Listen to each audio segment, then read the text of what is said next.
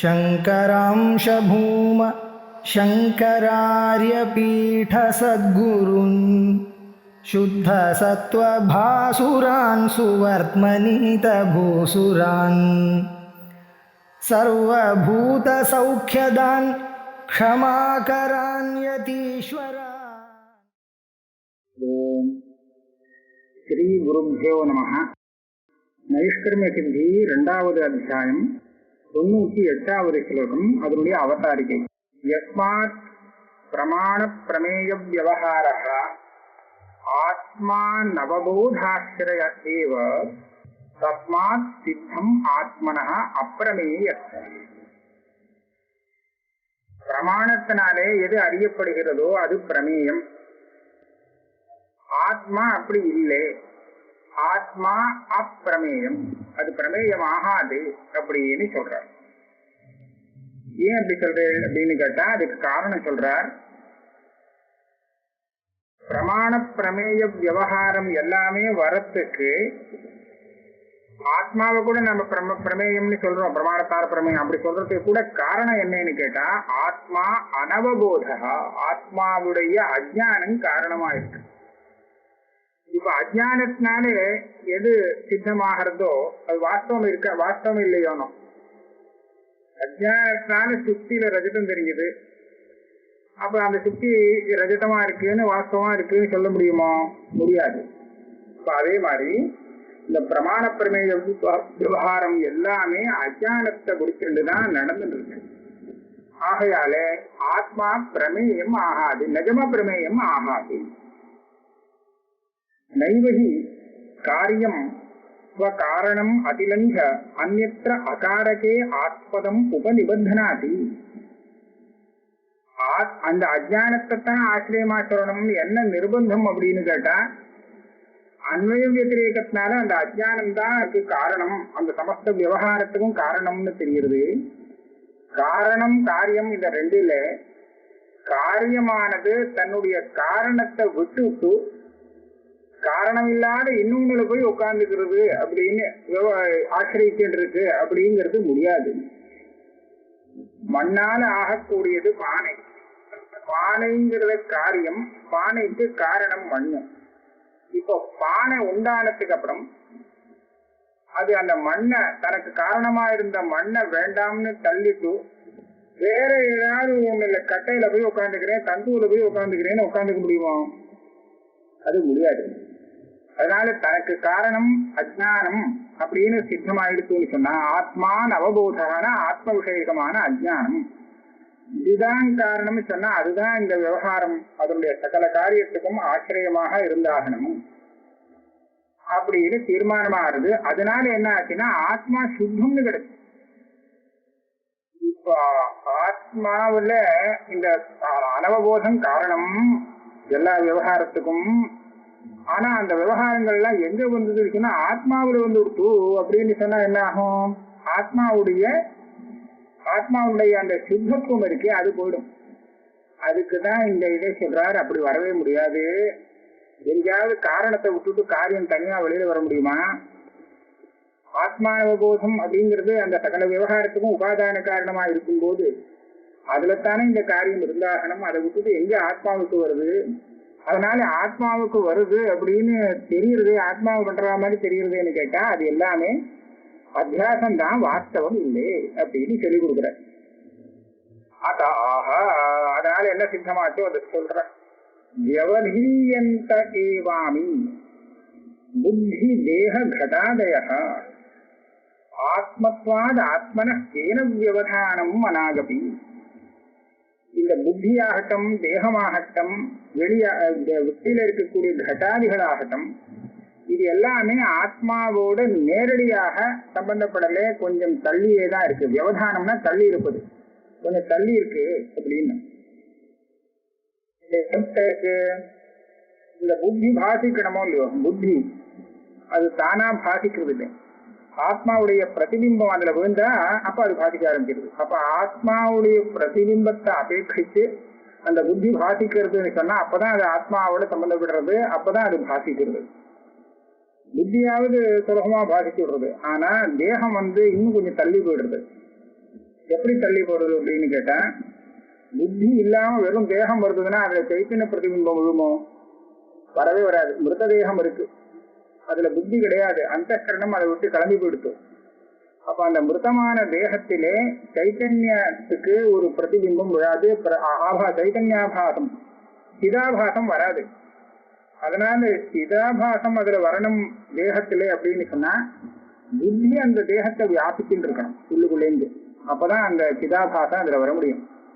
ஆகையால புத்தியை தாண்டி அந்த சிதாபாசம் தேகத்துல வரணும்னு சொன்னா தேகம் இன்னும் கொஞ்சம் தள்ளி போயிடுறது. இன்னும் தேகத்துக்கும் வெளியில இருக்கக்கூடிய கடப்பட்டாதிகள் அப்படின்னு சொன்னா இது ரொம்ப ரொம்ப தள்ளி கொடுத்து.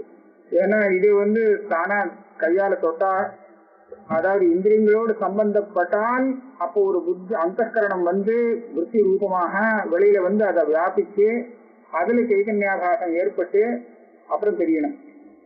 ஆகையால இந்த ஆத்மாவை காட்டிலும் இந்த புத்திங்கிறது புத்தி அதை விட தேகம் ஜாஸ்தியா இருக்கு, அதை விட கட்டாதி பதார்த்தங்கள்லாம் எவதீயந்தே தள்ளி விடுத்துட்டார் சம்பந்தம் இல்லாம.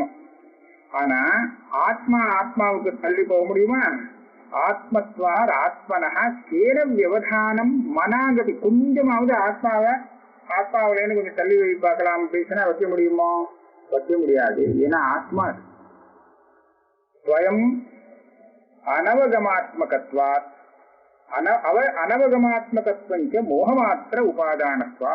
இதெல்லாம் எப்படி ஆத்மாவுக்கு இப்படி விலகி போச்சு தள்ளி போச்சுன்னு சொன்னா அது எல்லாமே அவகமாத்மகமாக இல்லை, சைத்தன்ய ரூபமாக இல்லை. அதான் தள்ளி கொடுத்து ஜோதீயந்தேன்னு சொன்னோம். சைத்தன்யமா இல்லைன்னா ஜடமா இருக்குன்னு அர்த்தம். அது ஏன் ஜடமா இருக்கு? அதுவும் சைத்தன்யமா இருக்க வேண்டியதானே. அந்த புத்தி என்ன, தேகம் என்ன, இதெல்லாம் கூட சைத்தன்யமா இருக்கக்கூடாதா அப்படின்னு கேட்டா இருக்க முடியாது. என்ன காரணம்? அனவகமாத்மகத்வஞ்ச மோகமாத்திர உபாதானத்வா. மோகங்கிறது அஜ்ஞானம். அந்த அஜ்ஞானம் ஜடம். அந்த ஜடத்தை உபாதானமாக கொண்டு இருக்கிறதுனாலே இது எல்லாம் ஜடமாத்தான் இருக்கும். ஜடத்தினால ஜடமாத்தான் இருக்கும். மண்ணால எப்படி மண்ணா இருக்குமோ அத போல ஜடத்தினால ஜடம் தான். ஜடத்தை உபாதானமாக கொண்ட காரியம் ஜடமா இருக்கணும். அதனால புத்தியாதிகள்னா சேத்தனமா இருக்கட்டும்னு கேட்க முடியாது. அதான் சொல்றார், பிரமாண மந்தரேண ஏஷாம் புத்தியாதீனாம் அசித்ததா அனுபூதி பலார்த்தத்வாத் ஆத்மா கிம் அபேட்சதே. இது நல்ல வித்தியாசம், நல்லாவே புரியுது. பிரமாணம் அந்தரேண ஏஷாம் புத்தியாதீனாம் அசித்தா. புத்தி ஆதிபதத்தினால தேகம் கடம் இது எல்லாம் ஒரு பிரமாணம் அதை தெரியப்படுத்தும் போதுதான் தெரியறதே தவிர பிரமாணம் வேலையை நிறுத்திவிட்டு பேசாம இருக்குன்னு சொன்னா இது பாட்டுக்கு தெரியறதோ? தெரியறதே இல்லை. சுசுப்தி காலத்துல புத்தி தெரியறதா? தெரியல. தேகம் தெரியறதா? தெரியல. சொப்பன காலத்துல கூட தெரியல. சொப்பனம் பார்த்துட்டு இருக்கா, ஆனா தன்னுடைய தேகம் எப்படி இருக்குங்கிறது அவன் தெரியாது பாவம். அதனால பிரமாணம் எப்போ காமிச்சு கொடுக்குமோ வேலை செஞ்சு அப்போதான் அது தெரியுமே தவிர தானா தெரிகிறதுக்கு வழி இல்லை. ஆகையால இது ஜடம்னு தான் சொல்லணும். பிரமாணம் அந்தரேன, அந்தரேன அவ்வியம் தினான அர்த்தம். பிரமாணம் இல்லாமல் ஏஷாம் புத்தியாதீனாம் அசித்ததா. இதெல்லாம் எதுவுமே இருக்குன்னு சித்தமாகும். ஆனா ஆத்மாவுக்கு பிரமாணமே வேண்டாம். கிம் அபேட்சத்தைங்கிற ஜஹன ஆத்மா அனுபூதி பலார்த்தத்வா.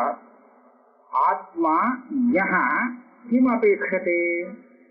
இந்த ஆத்மாங்கிறது எப்படி இருக்குன்னா அனுபூதி அப்படின்னு சொல்றோமோ. இந்த பிரமாண வியாபாரத்தினால என்ன கிடைக்கிறதுன்னு கேட்டா இந்த சைத்தன்யம் தான் அபிவியக்தமாகிறது விற்த்தியில.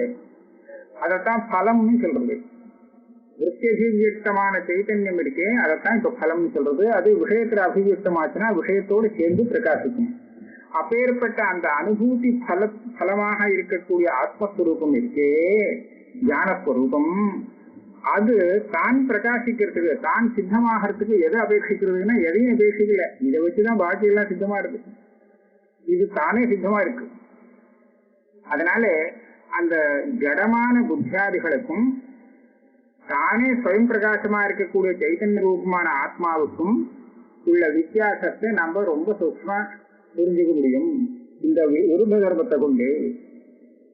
வக்ஷமான இதரேதராத்தியாச சித்தர்த்தம் யுக்த வதிரேக அனுவாதா. இப்ப என்ன பண்றாருன்னா இது வேற ஆத்மா, நிஜமான ஆத்மா வேற, புத்தியாதிகள் வேற அப்படின்னு படிச்சுன்னு சோதனை பண்ணி கொடுத்துட்டு அதனாலதான் மேல் கொண்டு இதரேதராத்தியாசம் சித்தமா இருக்கும். இல்லைன்னா இதரேதராத்தியாசம் அந்யோன்யாத்தியாசம்னாலே ஒத்துமாட்டான். ரெண்டாவது ஒண்ணுதான் இருக்கு மொத்தமே. அதாவது அகம்னு சொல்றதுக்கு அங்க ரெண்டு அம்சம் இருக்கு, அந்தஸ்கரணாம்சம் ஒண்ணு, ஆத்மாம்சம் ஒண்ணு அப்படின்னு சொல்றதையே யாரும் ஒத்துக்க மாட்டாங்க. ரெண்டு சேர்ந்து ஒரே ஒண்ணுதான் அகம் பதார்த்தம் அப்படின்னு சொல்லிட்டு இருப்பா. அப்ப அவளுக்கு இல்லே, அங்க ரெண்டு அம்சம் இருக்கு, அந்தஸ்கரணங்கிறது வேற, ஆத்மாங்கிறது வேற, அதை தனியா பிரிச்சு கொடுத்து அதனாலே இப்படி இருக்கும்போது எப்படி ஒன்னா தெரியுதுன்னு கேட்டா அதுதான் அத்தியாசம். இது அந்யோன்ய அத்தியாசம். சுத்திங்கிறது வேற, ரஜதங்கிறது வேற அப்படின்னு சொல்லி கொடுத்துட்டு அதுக்கப்புறம் சுத்தி தான் ரஜதமா தெரியுதுன்னு சொன்னா அது எப்படி தெரியும்? அதுதான் அத்தியாசம் சொல்ற மாதிரி இங்க கொண்டு போற. घटबुद्धे घटाच्च अर्थात् द्रष्टुर यद्वत् विभिन्नता अहम बुद्धेः अहं गम्यात् दुःखिनश्च तथा दृशेः. ஒரு திருஷ்டாந்தம் தார்ஷ்டாந்திகம் பாருங்க, கரெக்டா இருக்கு. घटம்னு தெரியுது அப்படின்னு சொல்றோம், இதுதான் घटज्ञाனம். घटबुद्धि, घटबुद्धिனா घटज्ञाனம். அந்த घटबुद्धिக்கு எது விஷயம்? घटः अर्थः. வெளியில ஒரு கட்டம் இருக்கு, அதுதான் அந்த கடஞானத்துக்கு விஷயமா இருக்கு. இத பார்க்கறது இப்ப பாருங்க, இந்த கடபுத்தியும் அந்த கடபுத்திக்கு விஷயமா இருக்கக்கூடிய கடமும் ஒன்னா வேறையா? யாரு வேணா சொல்லுவா வேற. ஏன்னா கடங்கிறது வேற, கட ஜானங்கிறது வேறன்னு எல்லாருக்கும் தெரியுது. அதுவும் இருக்கட்டும். அதே மாதிரி திரஷ்டுஹு, இந்த கடத்தை பார்க்கறானே ஒரு திரஷ்டா, அந்த ஆளும் கடமும் ஒன்னா வேறையான்னு கேட்டா வேறதான் அப்படின்னு யாரு வேணாலும் சொல்லுவான். அதனால திரஷ்டாவாக இருக்கிறவன், கடத்தை பார்க்கிறவன் இருக்கானே அவன் கட புத்தி. அதே மாதிரி கட புத்திக்கு விஷயமா இருக்கக்கூடிய கடம், இந்த மூணு வாஸ்தவத்துல வேறேங்கிறது நம்ம நல்லாவே புரிஞ்சுட்டு இருக்கோம். அதே மாதிரி இங்க வாங்கோ, அகம் புத்தேகே, அகம்னு ஒரு புத்தி வருது, ஞானம் வருது. அகங்கிற ஞானத்துக்கு விஷயமா இருக்கக்கூடிய வஸ்து ஒண்ணு, அது எப்படி இருக்குன்னா துக்கி. அகங்கம்யாத் துக்கினச்ச. அகம் துக்கி, அகம் சுகி, துக்கி சுகி இப்படி எல்லாம் தெரியுது இல்லையா? அதுதான் அகங்கிற ஞானத்துக்கு விஷயம். அந்த அகம் ஞான விஷயமும் இதெல்லாம் சேர்த்து பார்க்கறான், அகம் புத்தி சேர்த்து பார்க்கறான். அகம்னு தெரியறதே அது யாரை பார்த்து, யாரு பார்க்கறான்னா சாட்சி ரூபமா இருக்கக்கூடிய ஆத்மா, அவன் தான் திரஷ்டா. இந்த மூணும் அதே மாதிரிதான் பின்னமா இருக்கணும். எப்படி கடபுத்தி, அதுக்கு விஷயமான கட்டம், இது ரெண்டையும் பார்க்கிறவன், இந்த மூணு பேரும் ஒண்ணு இல்லை. அதே மாதிரி அகங்கிற புத்தி, அகம் புத்திக்கு விஷயமா இருக்கக்கூடிய வஸ்து, சுகம் துக்கம் இத்தியாதிகளை கொண்ட வஸ்து.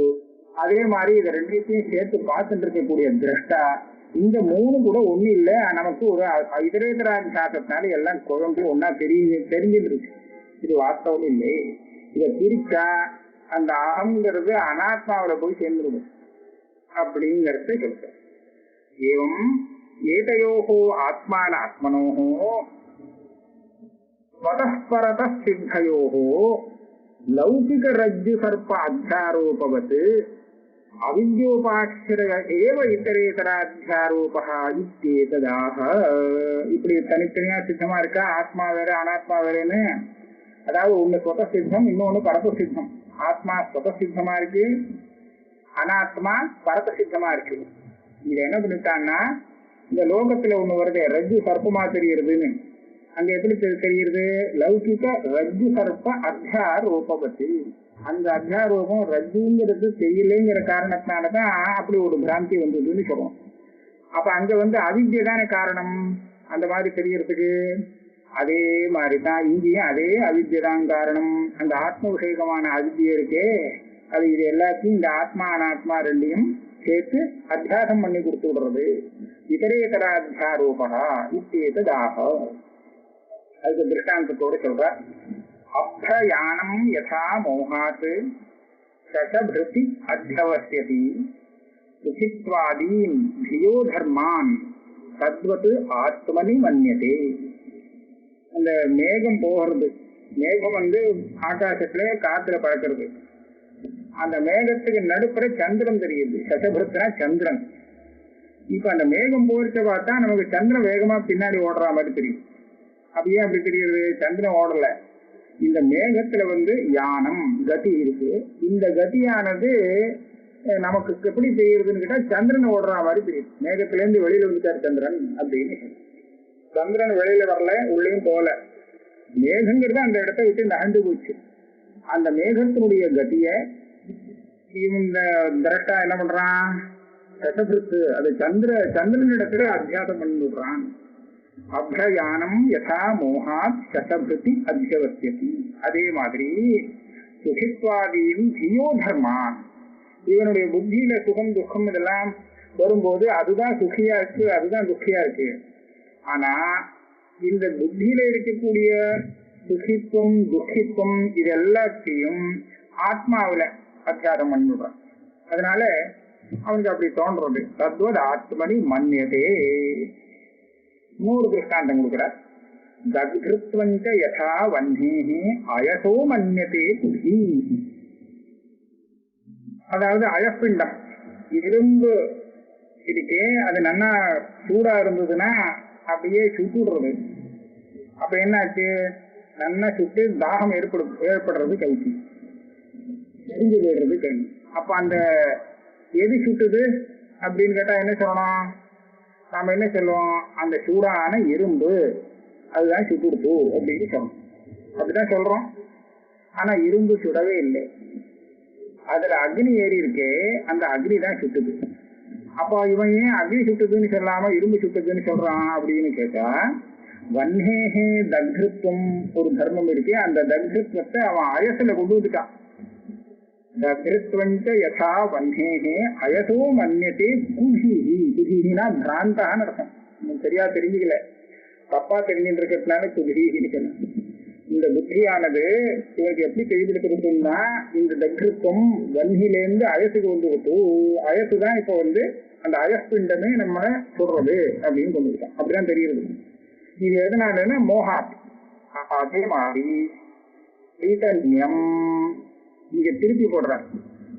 ஆத்மீயம் சைதன்யம் தத்வத் ஆத்மீயம் மோகாத் கர்த்தரி மன்யதே. பரஸ்பராபாசத்துக்கு நல்ல உதாரணம். அந்த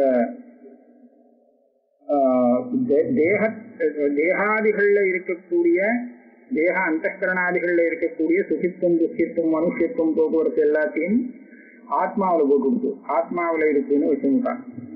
இந்த ஆத்மாவுக்கு தான் சைத்தன்யம் இருக்கு, தேகாதிகளுக்கு ஜாட்யம் தானே, சைத்தன்யம் இல்லையோனும். இது என்ன பண்ணிவிட்டான்னா, இந்த ஆத்மாவுடைய இந்த சைத்தன்ய ஸ்வரூபத்தை அதுல போட்டுட்டான். அப்ப அந்தகரணத்திலிருந்து தேக பரியந்தம் எல்லாமே இவனுக்கு சைத்தன்யம் உள்ள வஸ்துவாக சேத்தனமாக தெரிய ஆரம்பிச்சுக்கிட்டு. இதுதான் அவன் பண்ணியிருக்கான். இதுதான் அந்யோன்யாத்தியாசம் சொல்லப்படுறது. சைத்தன்யம் தத்வத் ஆத்மீயம் மோகாத் அஜானாத், அஜானத்தினாலதான் கர்த்தரி மன்யதே. கர்த்தரினா என்ன, இந்த அந்யோன்யாத்தியாசத்தினால நிஷ்பன்னமா இருக்கக்கூடிய ஒரு ஸ்வரூபம் இருக்கு. அதாவது பிரிச்சா இதுவும் இல்லை அதுவும் இல்லை, இந்த அந்யோன்யாத்தியாசமா வச்சுட்டு மொத்தமா சேர்த்து பார்த்தா அது ஒரு கர்த்தான்னு ஒண்ணு கிடைக்கும், அதுல இருக்கிறதாக நினைக்கிறான். சர்வ ஏவாயம் ஆத்மானாத்ம விபாகா பிரத்யக்ஷாதி பிரமாண வர்த்தன் அனுபதிதா அவித்யோத்சங்கவர்த்தி ஏவ ந பரமாத்மம் வியபாட்சிரேயா. நம்ம இப்ப ஆத்மா வேற அனாத்மா வேற அப்படின்னு சொல்லணும் இல்லையா. சித்தாந்தி கிட்ட யாராவது கேட்பான்னு வச்சுங்களேன், அப்படின்னா ஆத்மா அனாத்மான்னு ரெண்டு உண்டு அத்வைத்தத்திலேன்னு கிடையாது. ஆத்மா அனாத்மான்னு கிடையவே கிடையாது, ஆத்மான்னு தான் இருக்கு. அப்ப ஆத்மா அனாத்மான்னு விவாகம் பண்ணி இவ்வளவு பெருசா நல்லா விவேச்சனங்கள்லாம் பண்றீங்களே எப்படின்னு கேட்டா, இது எல்லாமே அவித்யோத்சங்கவர்த்தி ஏவ. அவித்தியுடைய மடியில தான் அது உட்கார்ந்துருக்காது. அவித்தியை எடுத்துட்டா இது இருக்காது. அவித்தியை ஆசிரியச்சுண்டு இந்த விவாகங்கள்லாம் இருக்கு, அந்த அவித்தியை வச்சுட்டு பேசிட்டு இருக்கேங்கிற. அதாவது பிரத்யக்ஷாதி பிரமாண வர்த்தன் அனுபதிதா. பிரமாண வர்த்தனி அப்படின்னு சொன்ன பிரமாண மார்க்கம். நான் இவ்வளவு எல்லாம் பிரமாணம் சொல்லி யுக்தியெல்லாம் சொல்லி இவ்வளவு நிரூபணம் பண்ணினேன் இல்லையா. அப்ப பிரமாணத்துடைய மார்க்கத்துல கொண்டு நிறுத்திருக்கேனே எத ஆத்மானாத்ம விபாகத்தை. அப்படி நிறுத்தப்பட்ட அந்த விபாகம் கூட ஏதோ நிஜம் போல இருக்கு, வாஸ்தவம் பரமார்த்தம்னு நினைச்சுக்க வேண்டாம். அதுவும் அவித்யோத்சங்கவர்த்தி தேவா, அவித்தியுடைய மடியை ஆசிரியச்சுண்டுதான் இருக்கு, அவித்தியை ஆசிரியச்சுண்டுதான் இருக்கு. பரமாத்மம் விபாசிரயா, பரமாத்மாவில இது கிடையாது, அந்த ஆத்மா அனாத்மாங்கிற பேதமே கிடையாது. சரி, இப்ப இவ்வளவு தூரம் நிரூபணம் பண்ணினதுனால மொத்தம் இந்த அவித்யை தான் எல்லாத்தையும் நிர்வாகம் பண்ணிட்டு இருக்கு சம்சாரத்தை. இந்த சர்வ அனர்த்த ஹேத்து இந்த அவித்யை தான் அப்படிங்கறத கொண்டு வந்து நிறுத்திட்ட நிரூபணம் பண்ணி. அப்ப இப்ப இந்த அவித்யை நிவர்த்தி பண்ணணுமே அப்படின்னு கேட்பான் முமுக்ஷு. எப்படி நிவர்த்தி பண்றது, என்ன பண்ணினா இது போகும் அப்படின்னு கேட்டா அப்ப சொல்றார், அஸ்யாச்ச அவித்யாயாக சர்வ அனர்த்த ஹேதோஹோ குதோ நிவர்த்தி ததாக. இப்படி சர்வ அனர்த்தத்தையும் கொடுக்கிற இந்த அவித்யை நிவர்த்தி பண்ணணுமே, இதை எப்படி நிவர்த்தி பண்றது அப்படின்னு கேட்டா சொல்ற, துக்க ராசேர் விசித்திரஸ்ய சேயம் சாந்தி ஸ்திரந்தனி மூலம் சம்சார விருக்ஷஸ்ய தத்பாத தத்துவதர்சனாத். என்ன பண்ணலாம், இந்த புதுசா முளைச்சிட்டு வந்துட்டு இருக்கக்கூடிய விருட்சத்தை மொத்தமா வராம தடுக்கணும்னு சொன்னா வேரோட புடுங்கி விட்டுட்டா சரியா போகும். கொஞ்சமாவது சேஷத்தை பாக்கி வச்சுட்டு இருந்தோம்னா வெட்டி விட்டாலும் மறுபடியும் அங்கேயும் கிளம்பும் இல்லையா. அப்ப என்ன பண்ணணும்னா அதைத்தான் பண்ணணும்னு, எப்படி அதைத்தான் பண்ணுங்கிறார். அப்ப அந்த மூலம் என்னதுன்னு கண்டுபிடிச்சாச்சுன்னா அதை எடுத்து புடுங்கி எரிஞ்சு விடலாம்.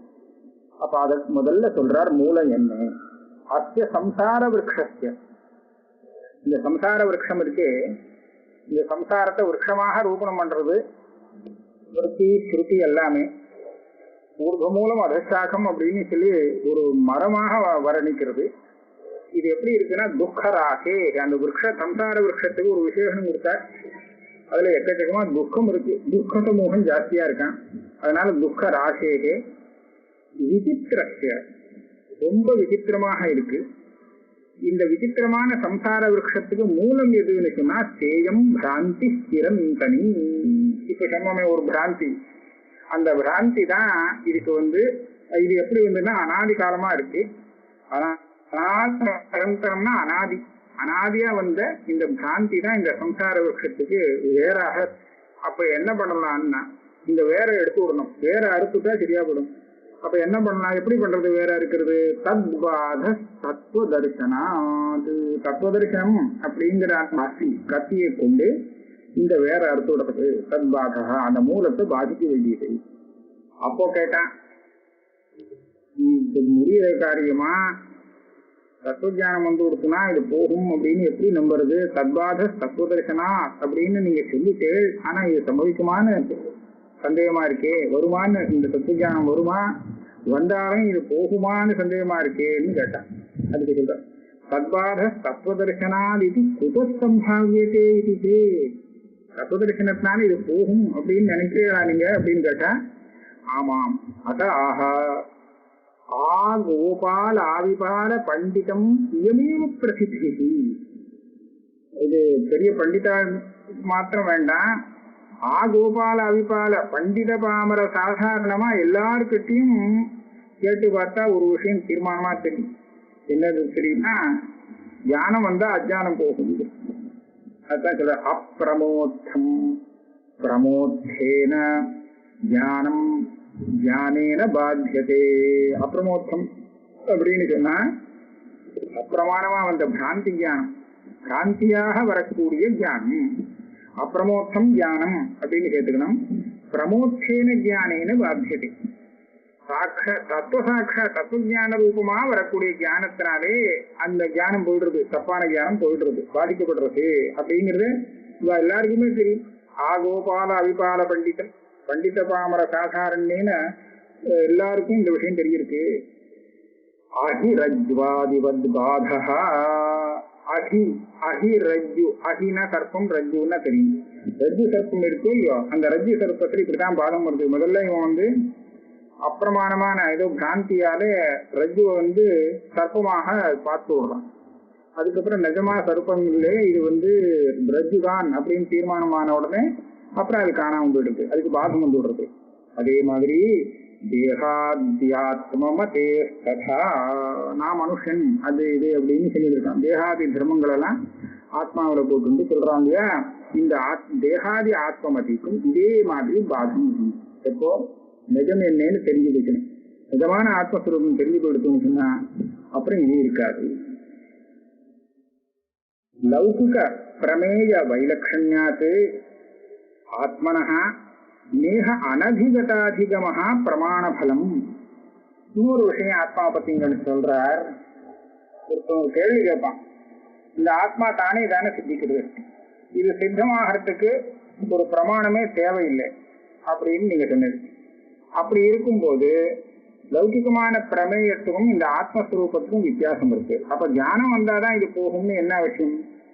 தானே நிவர்த்தி ஆகிட வேண்டியதுதானே இந்த அஜ்ஞானம் அப்படின்னு கேட்டா அதுக்கு இதை சொல்றேங்கிற. இந்த இடத்துல பிரமாணம் எதுக்காக ஆத்மாவுக்கு தேவைப்படுறதுன்னு சொன்னா ஆத்மாவை தெரியப்படுத்துறதுக்காக அப்படின்னு இல்லை, அனதிகதமான ஆத்மஸ்வரூபத்தை புதுசா தெரிவிக்கிறது. இதுக்கு முன்னாடி ஆத்மாவே யாருக்கும் தெரியாம இருந்தது. இந்த பிரமாணம் அந்த ஆத்மா இருக்கு அப்படிங்கறத தெரியப்படுத்திருக்கு அப்படிங்கிறதுக்காக இந்த பிரமாணம் வர வேண்டியதில்லை. அப்ப எதுக்காக வருது? லௌகிக பிரமேய வைலட்சண்யாத் ஆத்மனஹா நேஹ அனதிகதாதிகமஹா பிரமாணபலம். இந்த பிரமாணத்தினால இருக்குன்னே தெரியாத ஒரு ஆத்மஸ்வரூபம் இருக்கு அப்படின்னு தெரிஞ்சுட்டோம் அப்படிங்கறது அப்பிரமாணத்தினால வரக்கூடிய பலம் இல்லை. அப்ப என்னது? அவித்யா நாசமாத்ரந்து பலமித்யுபசரியதே நாஜ்ஞாத ஞாபனம் நியாயம் அவகத்யேக ரூபதா. இந்த ஆத்மாவை பத்தின அஜ்ஞானம் இருக்கே, இந்த பிராந்தி இருக்கிறதுனால பிராந்திக்கு காரணமான ஒரு அஜ்ஞானம் இருக்கு.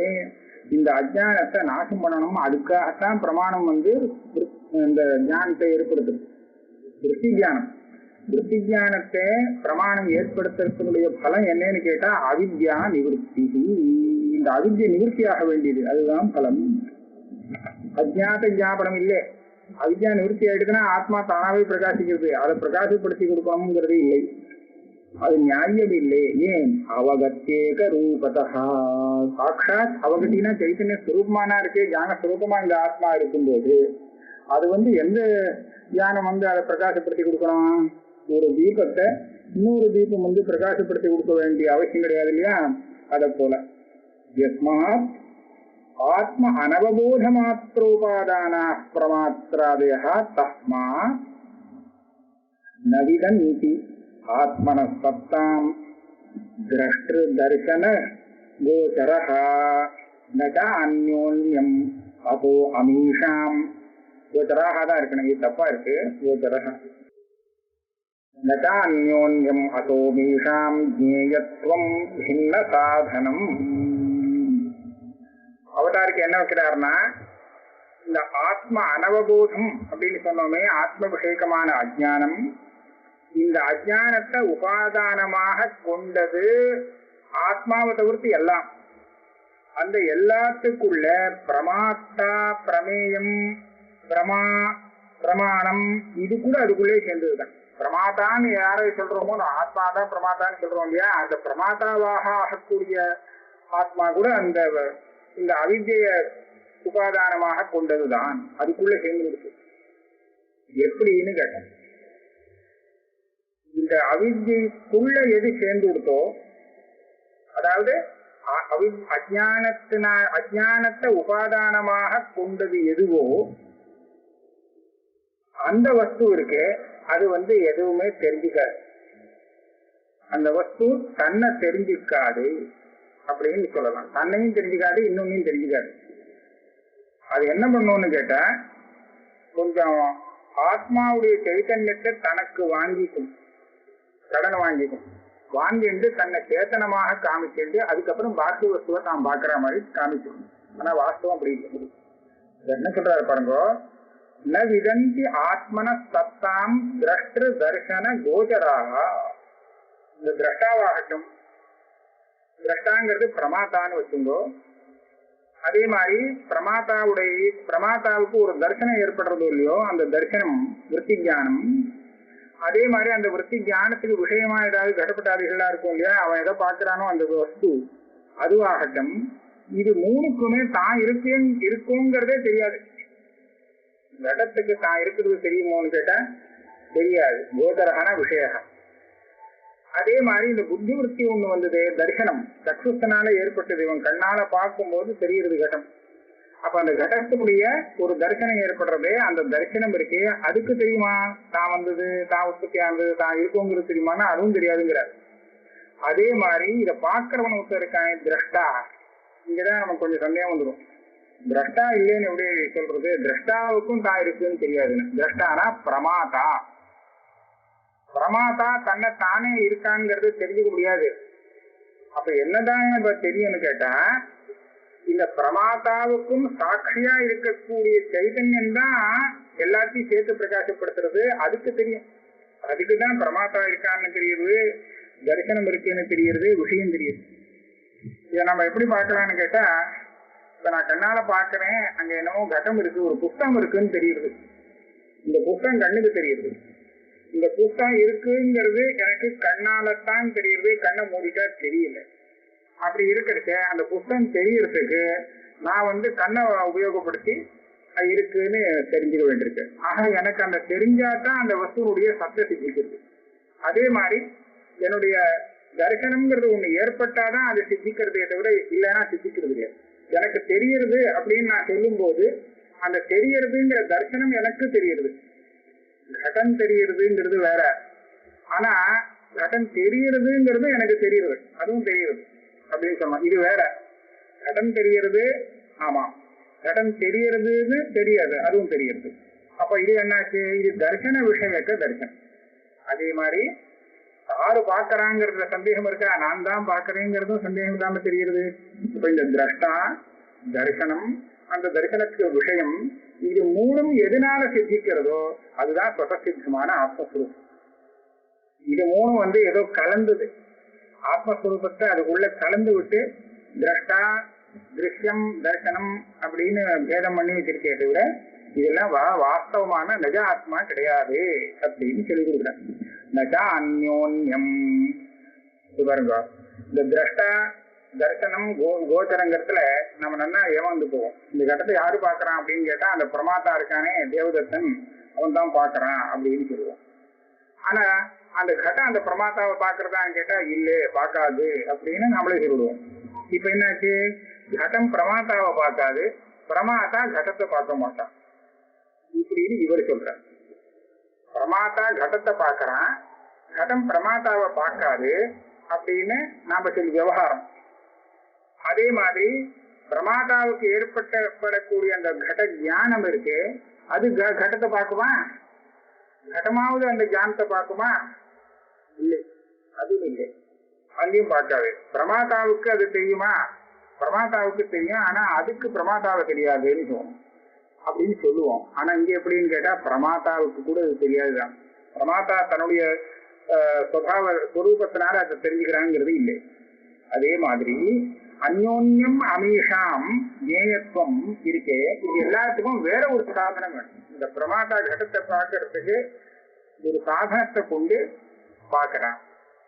அதே மாதிரி இன்னொரு சாதனத்தை கொண்டு அந்த பிரமாதாவை அவன் பார்க்கணும். ஆனா அவன் பார்க்க முடியாது தன்னைத்தானே. அப்ப என்ன ஆகும்?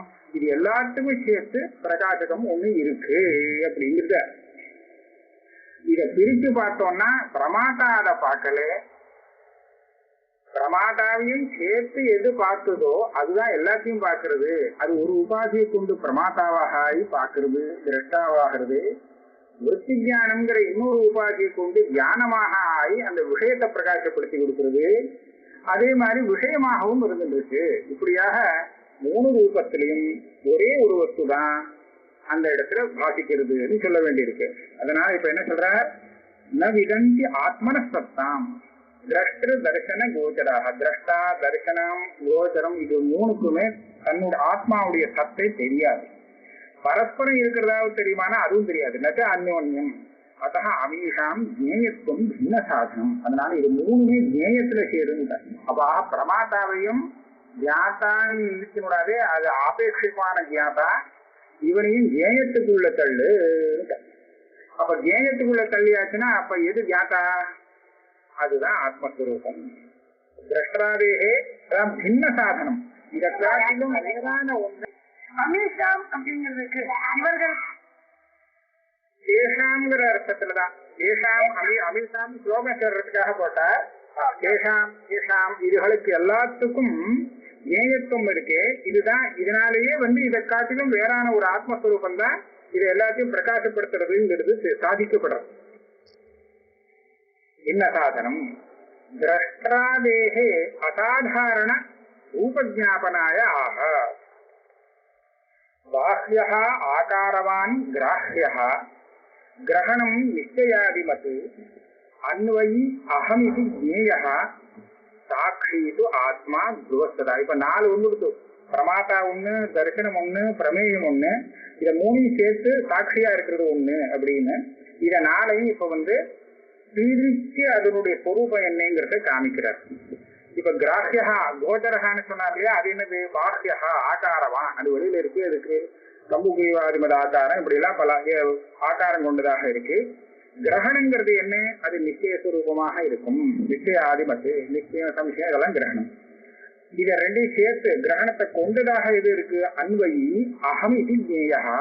அகம் அகம் அகம்னு அந்த ஞானம் வந்தவனை சொல்லிட்டு இருக்கோம். அப்ப ஞானம் வந்தவன் இது எல்லாத்தையும் சேர்த்து பார்க்கறது எது? சாட்சி. இதுதான் ஆத்மான்னு தான். அகம் கூட ஆத்மா இல்லை, இந்த சாட்சி தான் ஆத்மா. இது எப்படி இருக்குன்னா துவஸ்தட. இதை என்ன பார்க்கலாம், நமக்கு பாக்கிய விஷயங்கிறது ஒரு சமயம் தெரியுது, ஒரு சமயம் தெரிய மாட்டேங்கிறது, எப்போதும் தெரிஞ்சது இல்லை. அதே மாதிரி அந்த விஷயத்தை கிரகணம் இருக்கு, ஞானம். அந்த ஞானம் கூட சில சமயம் வருது, சில சமயம் இல்லை. அதே மாதிரி இந்த அதை தெரிஞ்சுக்கக்கூடிய அகம் இது கூட கொஞ்சம் சமயம் இருக்கு, சில சமயம் இல்லை. சுசுப்தி காலத்துல இல்லைங்கிறது. ஆனா இது இருக்கு இல்லை எல்லாத்தையும் பார்த்துட்டு இருக்கக்கூடிய அந்த சாட்சி இருக்கே, அது துவஸ்ததா, எப்போதும் இருந்துருக்கு. அதனால அதுதான் ஆத்மா. இதெல்லாம் ஆத்மான்னு வேஷம் போடக்கூடிய ஆத்மாவா இருக்கு, நிஜ ஆத்மா இல்லை அப்படின்னு சொல்லி 107வது ஸ்லோகம் ஆயிடுத்து. அடுத்தது அடுத்த கிளாஸ்ல வச்சு